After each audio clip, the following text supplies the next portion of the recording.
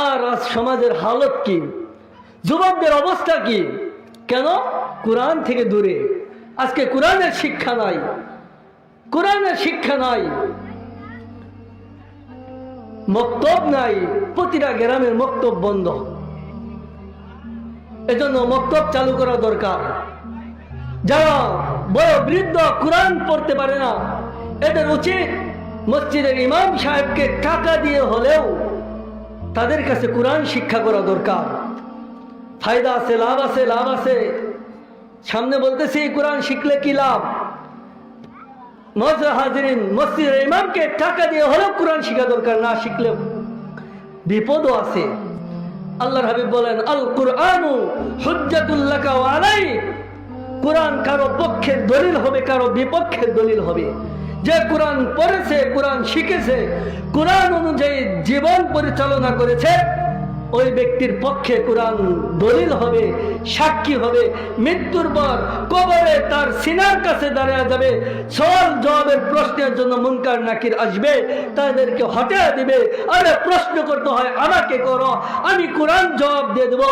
আর আমার মাহবুব, আমার প্রিয় এই বান্দা, আমার দুস্থ যে আমাকে তেলাওয়াত করতো, তার ঘুম নষ্ট করা যাবে না। কোরআন তার পক্ষে থাকবে। আর যদি কোরআন না পড়ে, কোরআন অনুযায়ী জীবন না করে, তাহলে মৃত্যুর পর হাসরের ময়দানে এই কোরআন তার বিপক্ষে দলিল হবে।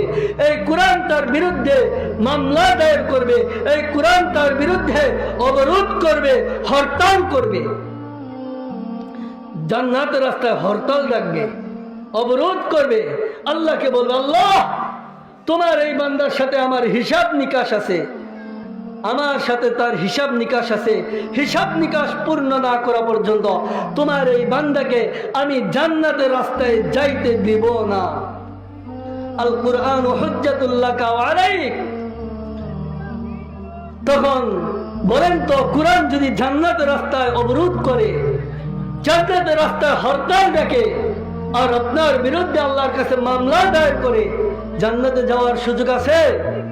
কখনো নয়, কখনো নয়। মেরে মোহতারাম দুস্তার বুজুর্গ, এই জন্য কোরআনের শিক্ষা দরকার। চাই সে ছোট বাচ্চা হোক, চাই সে 60-70 বছরের মুরব্বী হোক, প্রত্যেকের কোরআন শিক্ষা আবশ্যক, ফরজ। তলাবুল ইলমি ফারিদাতুন আলা কুল্লি মুসলিম।